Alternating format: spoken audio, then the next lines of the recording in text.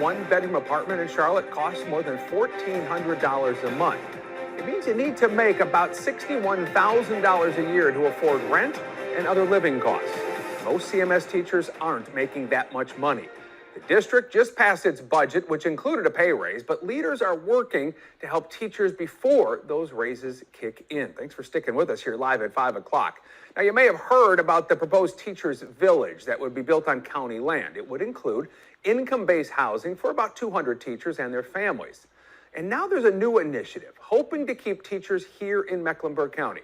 The district launched its first housing fair this weekend to help teachers find an affordable place to live. Y'all, you don't understand. When I tell people you have to have a lot of money to live in the city limits of Charlotte, I'm dead serious. And as someone that has been a public school educator in the Charlotte-Mecklenburg school system, I can tell you that our salaries and salary schedule is so far down on the totem pole, they might as well just volunteer to go.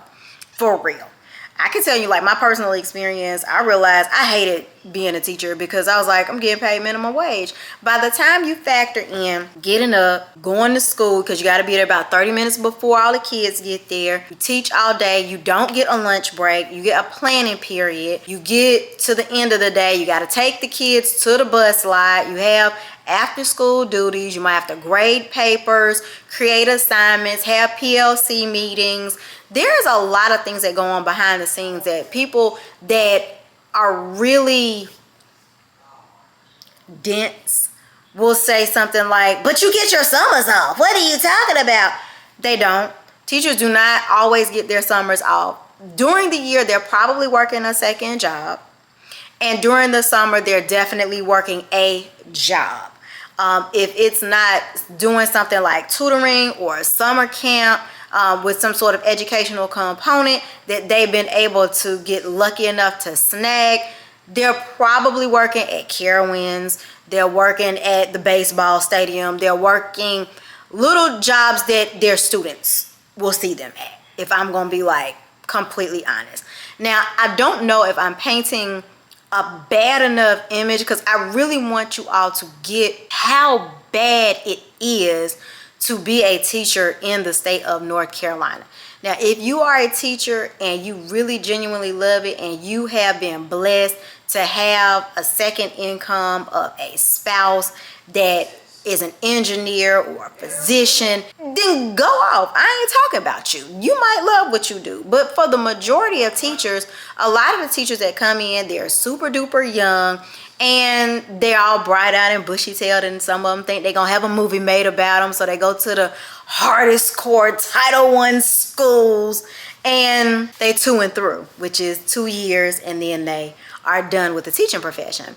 But I will tell you, during my experience, when I got my master's degree in 2011, I believe there was one more class behind me before they cut off any bonus or pay bump that was associated with an educator having additional education. So I hope that the picture that I'm painting helps you understand what's bringing me here right now. And I'll insert the pay schedule somewhere in here so you guys can take a look, so you have an idea. But I believe, if I'm not mistaken, the Charlotte-Mecklenburg, the state of North Carolina is like 42, 43, 44 out of 50 states in terms of what they pay their teachers. So somebody somewhere got this bright idea that they will hold a housing fair to help teachers, educators, people that have gone to college multiple times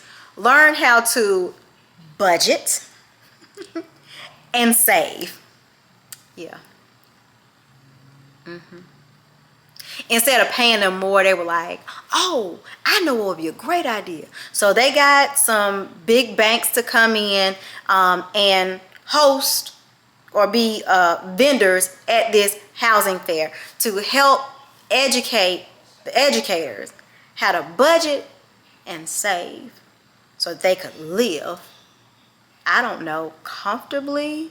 Because I would imagine at this point, They probably have roommates.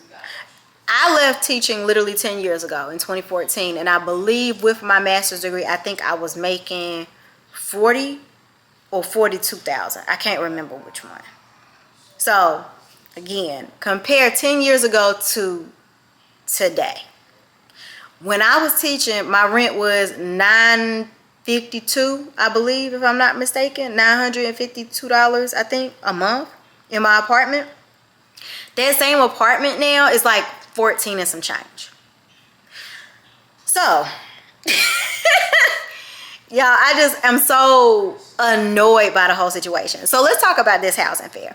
So they had people there, I guess, if you weren't interested in purchasing a home and you wanted to, I guess, maximize your paycheck, here, this was going to help teach you. But the part that has brought me here to the internet is to talk to you guys specifically about the down payment assistance. Guys, they had a separate component for talking about how they could become homeowners, which I would think is a good idea if they could afford the house. What they did today, or what they did this past weekend, is what I call a dog and pony show, and it needs to be called out. It's a thing, it needs to be called a thing. It was fake. It was smoke and mirrors. It was never designed to help anybody. The reason why I know it wasn't designed to help anybody is because I'm a mortgage loan officer, and I tell teachers no all the time. You're not buying a house making $44,000 in Charlotte. It's not going to happen. And so they said, oh, well, we telling them about down payment assistance programs. You still can't buy the house. It's not going to happen. I sat around at dinner the other day with a couple of my loan officer colleagues, and I was just like so outraged by it, and we all collectively agreed it was a waste of time, energy, and taxpayer dollars. So how did we get here, you may wonder. You may be thinking to yourself, oh, that's a bad school district. Now, I mean, you know, I'm not going to push back on that. But what I am going to say is some people will take it to the next level. Now, the budget for all of the school systems in the state of North Carolina is set by the state. Teachers went years without getting raises here in Charlotte. Now, I remember specifically when I was teaching in like 2010, 11, 12, 13, 14, the pay schedule was frozen because they were trying to figure out how to make teachers earn their checks by doing pay for performance. But that's not the point of this video. The point of the video is they can't afford to buy houses, and they wasted taxpayer dollars to put on a dog and pony show. The state sets the budget, and then different counties or different school districts may have a separate bonus to be added into that. So like, for example, the state pay schedule might say a teacher in their 6th year gets paid $45,000, but then in Mecklenburg County they might say, oh, they get an extra $5,000 or $6,000. I don't know what it is. I have no idea. I'm making this up because I didn't look at it before I started recording this. Anyway, but here's what's so funny. The housing market is so expensive now. Teachers cannot buy houses in the state of North Carolina. I'm not talking, I mean, maybe in some of them little tiny towns, but I'm talking about in Wake County, in Greensboro, in Charlotte. They cannot buy homes. Maybe 4 years ago, 3 or 4 years ago, we had a lady on our city council. She was a Democrat. Her daughter actually ran for the state legislature. And for those of you all that are interested in moving to Charlotte, I'm telling you, while we may have a Democratic governor, at least until November, because I don't know what's going to happen in the November election, we have a Republican legislature, and they have a supermajority, and our beloved Charlotte City Council member daughter ran as a Democrat. She ran as a Democrat. She won as a Democrat. She got to Raleigh, which is our state capital, and y'all know what she did. She flipped parties. She became a Republican as soon as she got to Raleigh. And so when we start talking about the budget and they should pay the teachers more and it's the governor's fault, and of course some idiot's gonna be like it's the president's fault. No, it's not. our legislature is at fault because they won't give the teachers more money. So I said all that to say this. If you are interested in moving to North Carolina or any other state, I do think it is important to consider what type of political climate that you're going into. A lot of the people up north, they have unions. We don't have unions down here. That's not a thing here. A lot of people up north, you know, all up north is super duper blue. You come down here, it's not blue down here. It's red and purple for the most part. Seriously. We don't support elections, and we're not as serious about voting as some of the other states are, like Pennsylvania and New York. You're not getting no day off to go vote. If you vote, great. If you don't, they don't care. But I'm here to say this. Y'all, I encourage everybody that hears me. Y'all, we must support our teachers. We gotta support our leaders in the community. We've gotta support and make sure we're voting for the right legislators, because the reality is a lot of the people that are voting against their own interests, to be totally honest. But it is what it is. But I just thought I would bring attention to it because so many people are like, oh, I want to move to Charlotte. I want to move to Charlotte. Do you want to move to North Carolina? I don't know. You might after this. I don't know. It doesn't matter to me. I mean, I welcome you with open arms as long as, you know, you are going to be a productive citizen to the area. And it's not about being red or about being blue. It's about right and it's about wrong. And right now, the teachers in the state of North Carolina are being treated wrong. They are being severely mistreated. And I want to see them be treated a lot better. So I hope y'all research this on your own. Put some feedback down in the description. Down in the comments below, and y'all tell me, what do y'all think about this? Housing fares for teachers. I mean, teachers are literally being reduced to almost having public housing and food stamps at this point. I don't think that's okay, and y'all shouldn't either. But anyway, hope y'all enjoyed this little bit of a rant that I had here. Make sure y'all like and y'all subscribe to my channel, and I'll see y'all next time. WBTV's Erica Lunsford has details.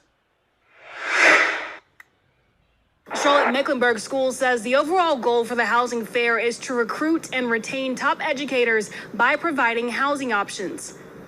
It has been truly a burden.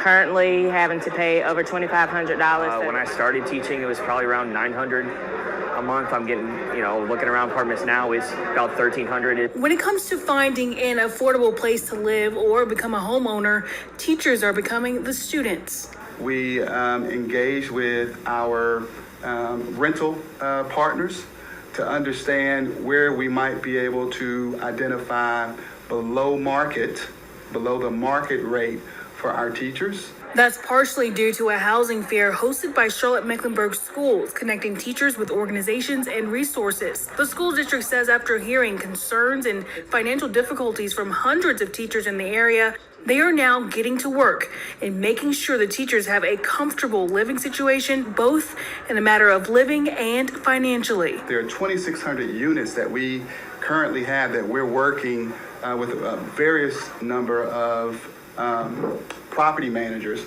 to provide to teachers. We want it to be places that we wouldn't mind living in.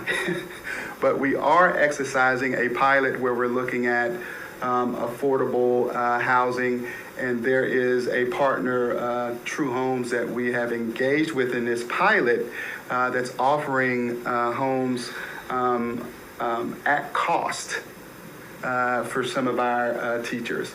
CMS officials say the initiative is a multi-year, multi-phase, will intentionally focus around Title I low-performing schools where there's trouble getting specialized teachers. However, they're not limited to just those areas. With this first step, CMS teachers are hopeful this will allow them to continue to afford what they love, teaching their students.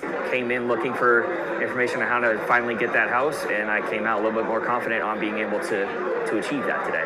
Reaching for us to want us to have better housing, affordable housing, is a blessing. The district says there will be more housing fairs throughout the school year. Reporting in Charlotte, Erica Lunsford, WBTV, on your side.